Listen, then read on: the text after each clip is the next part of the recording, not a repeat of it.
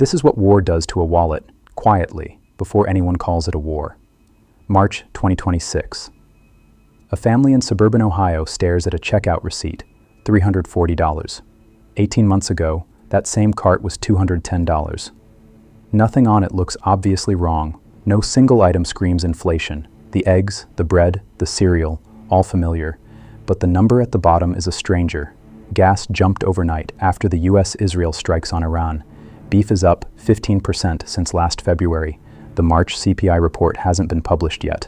But the prices at that checkout line already know what it's going to say. This is unpriced risk. Everything made sense, right up until it didn't. It has happened this way every single time.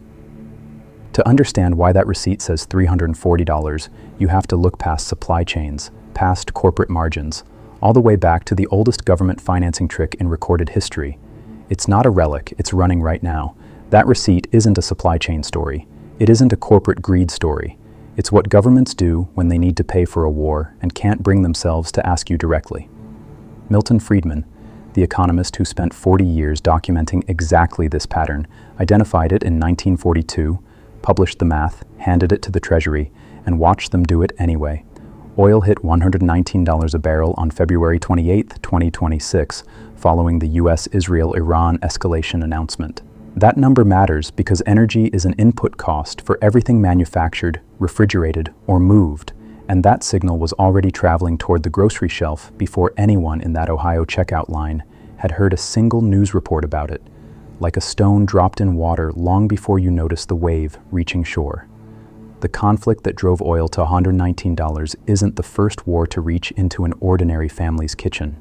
It's the latest in a sequence that goes back much further than most people realize.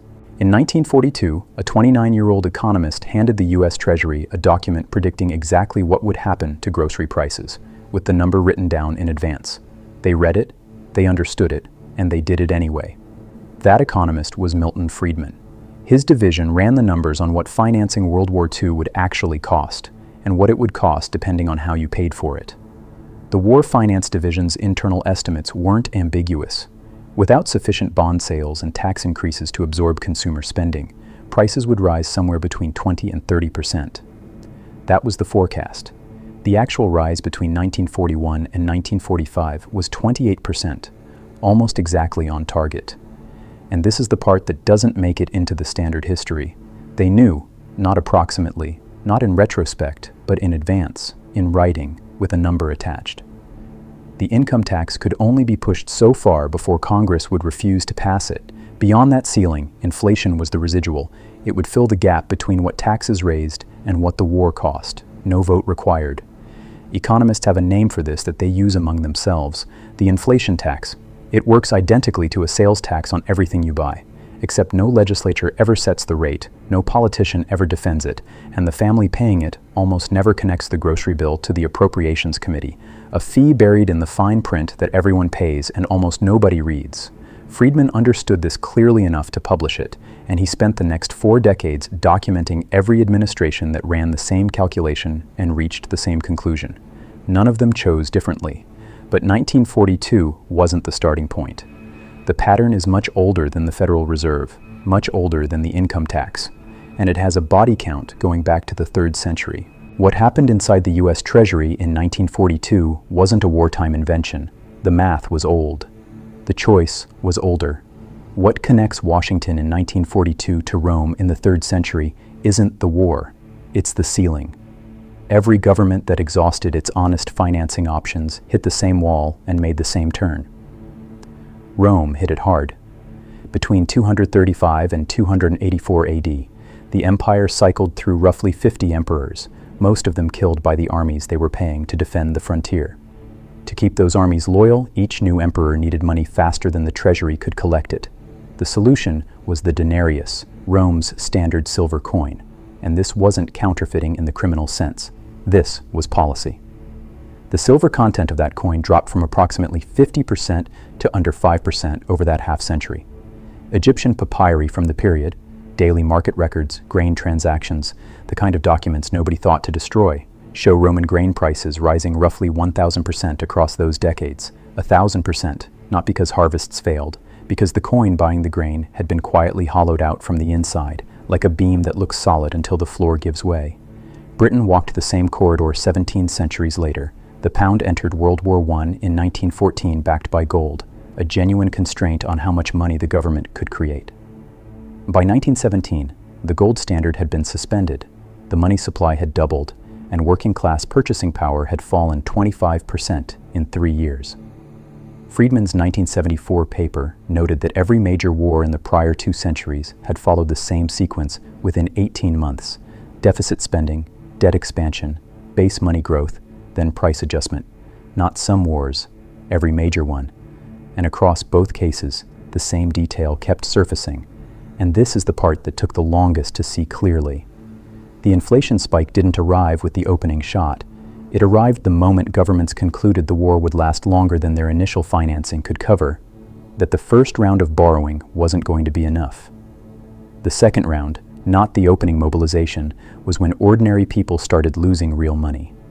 Quietly, without announcement, and usually before they understood what was happening to them. The question is where we are in that sequence right now. And the answer is more specific than most people realize. The gap between Rome's debased silver coin and a Federal Reserve balance sheet is 17 centuries. But the transaction is the same: a government with a war to finance and a public that hasn't agreed to pay for it. Milton Friedman spent 30 years trying to get people to see this clearly. Between 2001 and 2010, the first decade of the post-9/11 wars, the United States ran approximately $2.3 trillion in war-related deficits. Congress voted on the spending. The Federal Reserve, the central bank that controls how much money circulates in the economy, separately and independently expanded its asset purchases in ways that absorbed a significant portion of that debt into the money supply. CPI rose 28% over those 9 years, matching the World War II rate, but without price controls, rationing, or any public ask for sacrifice. No speech from a president asking families to accept a war tax, just a grocery bill, arriving slowly with no return address. That separation is the whole mechanism. Congress spends. The Fed adjusts the money supply under its own mandate. 18 to 36 months later, prices move. By then, the defense appropriations vote is 2 news cycles gone, and the family standing in the cereal aisle in 2004 or 2008 isn't connecting their bill to a floor vote in 2002. The lag makes that connection nearly impossible without a chart and a reason to go looking for one. The official number also undersells it, though how much depends on which methodology you find more defensible. The Bureau of Labor Statistics has revised how it weights shelter, food, and energy multiple times since 1980, and applying the older methodology to recent data puts the inflation reading roughly 4 percentage points above the headline figure. The patient still feels it. The number just looks better. The transfer is real. The measurement changed. The lag is what makes it work. That was Friedman's point in 1980, and it's exactly what's running now. He said plainly that inflation is taxation without legislation. A budget line, not a metaphor. The decision preceded the disclosure, which is why oil was already moving before February 28, 2026. The Strait of Hormuz carries roughly 20% of the world's oil. Iran doesn't need to win the war to impose the cost. It only needs to make the passage uncertain. Insurers repriced within 48 hours. Shipping rates followed. The grocery shelf follows shipping rates. That Ohio family didn't need to read a single news report about military strategy for the war to reach their kitchen. The transmission is automatic. It always has been. Before the modeled estimates, there's the number you can check yourself. Gas was $2.92 the week before the attack. 7 days later, $3.58.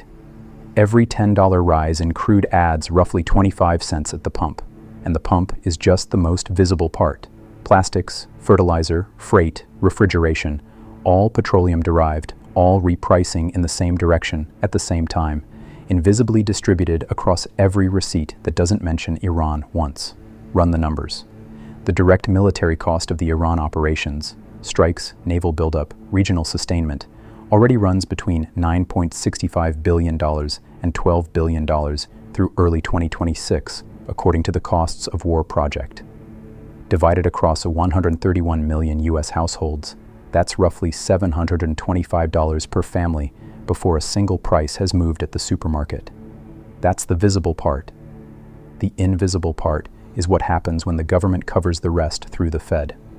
If the U.S. carries war-related deficits of $800 billion to $1.2 trillion annually for 3 years, consistent with post-9/11 precedent, and covers 40 to 60% through Federal Reserve purchases, the estimated purchasing power loss for a median household lands somewhere between $18,000 and $26,000 in today's dollars. Per household. No vote, no announcement, no line on any receipt. And here's the geometry Friedman kept returning to. People who own assets, real estate, equities, commodities, tend to see those assets reprice upward when the money supply expands, because more dollars are chasing the same number of things worth owning. People who own wages and savings see the opposite. The same number on their paycheck buys less each month. Two escalators running in the same building, one going up, one going down, and which one you're on depends almost entirely on where you started. Inflation doesn't hit everyone equally. It hits hardest at the bottom of the asset ladder, which is where most people are standing, and that's not an accident of the system. That's how the financing gap gets filled, quietly rather than honestly. As of February 2026, the U.S. Treasury's average interest rate on its outstanding marketable debt sits at 3.355%, the highest sustained level since 2009. That single number is the thread connecting what Friedman described in 1980 to what's sitting on the ledger right now. At that rate, across roughly $38.86 trillion in total gross debt, the federal government is now paying more annually to service existing debt than it spends on Medicaid, the program covering healthcare costs for roughly 90 million low-income Americans. That comparison isn't rhetorical. It's a constraint. Covering war spending and debt service simultaneously through taxation alone would require a tax increase larger than any passed during peacetime in American history, a political impossibility, and simple arithmetic confirms it. So the path of least resistance is the one governments have always taken. The money supply expands quietly to cover what the tax code can't and what no legislator will put their name to. The cost gets distributed invisibly across every grocery receipt, every rent payment, every fixed salary that didn't move when everything else did. Friedman spent decades documenting exactly this preference, a rational choice made by people who understood the alternative and rejected it. He was right, and every administration that faced the decision ignored him anyway. Rome took 40 years to feel it fully. Weimar Germany, where hyperinflation in the early 1920s destroyed the savings of an entire middle class in under 2 years, took 8, which is worth sitting with for a moment. 2 years. The United States after Vietnam took until 1980, when people finally connected the price of groceries to decisions made in rooms they were never invited into. The pattern isn't hidden. It's just slow enough to miss while you're living inside it. The question isn't whether that connection gets made this time. It always does, eventually. The question is whether it gets made before the next decision or after. The war feels far away until you check the receipt, and by the time you check the receipt, the bill has already been paid. By you, without your signature. The Treasury issued its first war bond in 1917 with a headline rate of 3.5%. The inflation that followed quietly paid it back in cheaper dollars. The average rate on outstanding debt today is 3.355 and climbing. The price always moves before the headline explains why. Thanks for watching Unpriced Risk. Hit subscribe and we'll see you in the next one.